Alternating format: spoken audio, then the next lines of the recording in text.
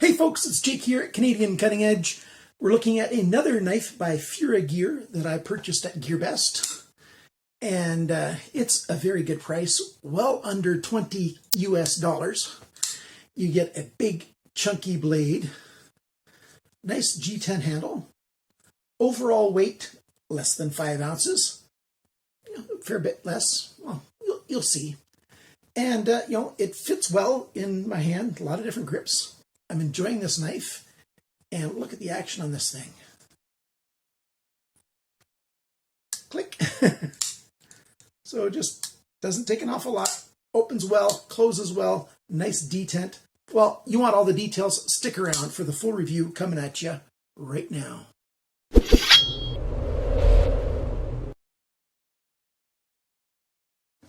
So this knife comes in black G10 or this green. Those are your two options. Stonewash blade on both of those options. And I forgot to turn the light on. So let's do that. Now that looks better, doesn't it? And, we got a big blade, full-size knife. And I got to go talk to Bandit for a minute. Okay, now Bandit's downstairs with me, so that's all solved. I think this is a really good knife for the price. You've got some decent CNC milling on here, so you can see that right there across the top of the handle there. Looks really good. Nice milling over here for the release for the liner lock. It also helps fit your finger around very well because your finger fits right in there. We've got nested liners, so the G10 comes all the way around. And, you got some more of that unique milling back here. Pocket clip is right side tip up only. We've got all Torx screws. We've even got a pivot that doesn't spin freely on this price of knife. That's a good thing. The liner release has got, jimping across there, so it's really easy to get a good little grip on that to actuate the lock.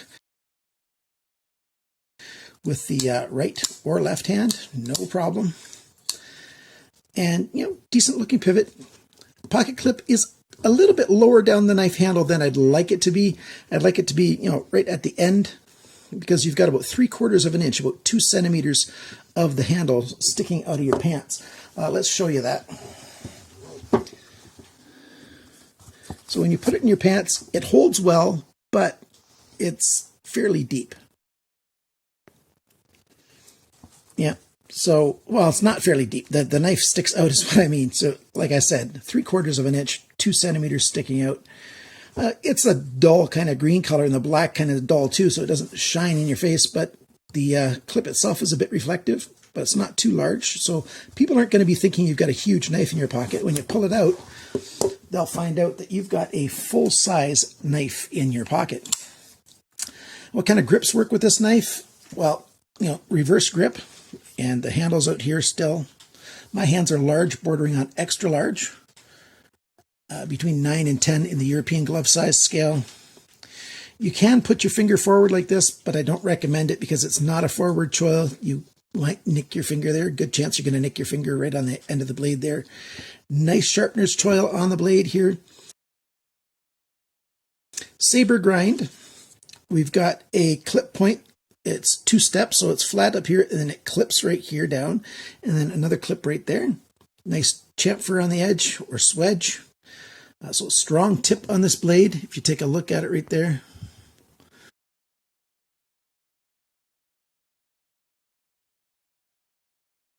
Nice and thick, strong. We've got ball bearings in here, that's why it's got that good action. I think you guys are ready for the dimensions.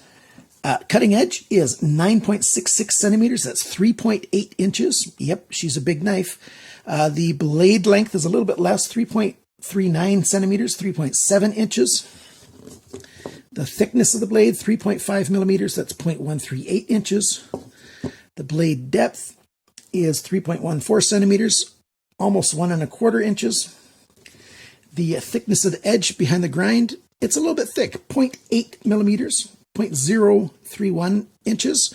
So it's a little bit thicker than I'd like it to be. I'd also like the grind to come up a little bit higher, so it's a little more gradual and thinner at the edge, but for what you get, that's not bad. The grind angle is right around 25 degrees on each side. I prefer it to be closer to 20, but it's not bad. When I do grind this down to 20, the thickness behind the grind will be actually a little bit more than it is right now. So maybe that's why they did the grind angle. Because obviously if I've got a lower angle, I'm going to have to go higher up the blade, and higher up the blade is thicker. But for what you get, for what you're going to use this knife for, that's not really a problem. This is a strong EDC knife. Almost any task that you're going to come across, it's going to be good for. The handle length, let's get to those things now. 4.92 inches, which equals, I think, 12.5 centimeters. The grip area, so between my thumbs, 10 centimeters, 3.94 inches. The handle thickness is 1.22 centimeters. That's 0.48 of an inch, so a little less than half an inch thick. And you've got a nice texture on that G10 that offers a good grip, nice fine texture. The handle depth, that's this way right here. It's the same as it is right here. 2.7 centimeters, 1.06 inches. And then the total length of this knife is 21.7 centimeters. And that is I don't have the number written down. Again, the number will be on the screen. Sorry about that, guys. The weight of this knife, 135 grams, 4.8 ounces. I'll show you the inside of this knife now. Take a look at this.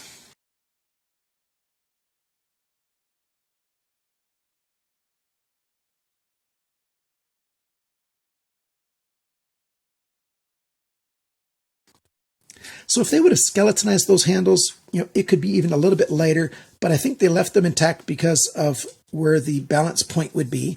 I'll try to balance this on my finger. There we go. So it balances right now. Let's see if I put it straight across. Just a little bit forward of the midpoint where your index finger would be. And so if they would have made the handle a little bit lighter, the balance point would be closer to the pivot. A lot of guys like to have the balance point right there at the index finger, and this is done quite well.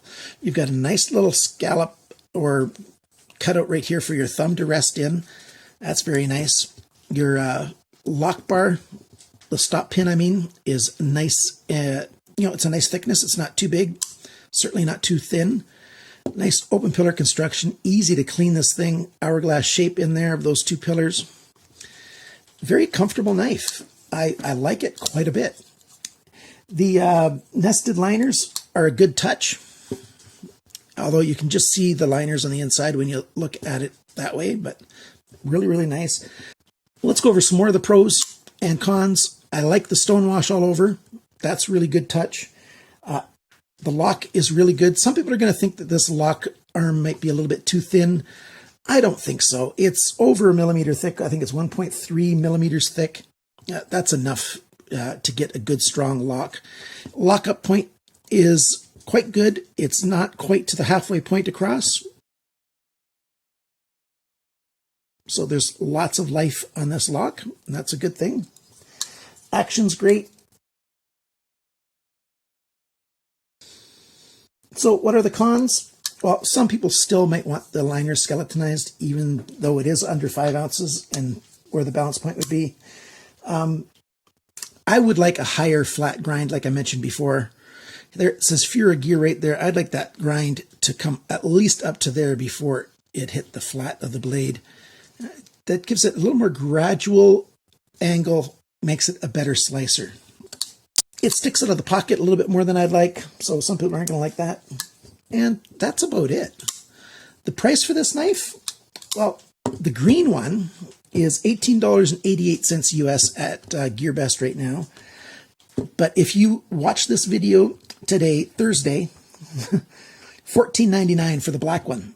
That equals about $19.87 Canadian, about $13.80 for euros, and about $11.80 for pounds. So, but that sale is just about over. I just noticed it. So you got a chance to get the black one at that sale price. If you like the green one, hey, go ahead and get that right there at GearBest. I will have other links down below as well where you can buy this knife.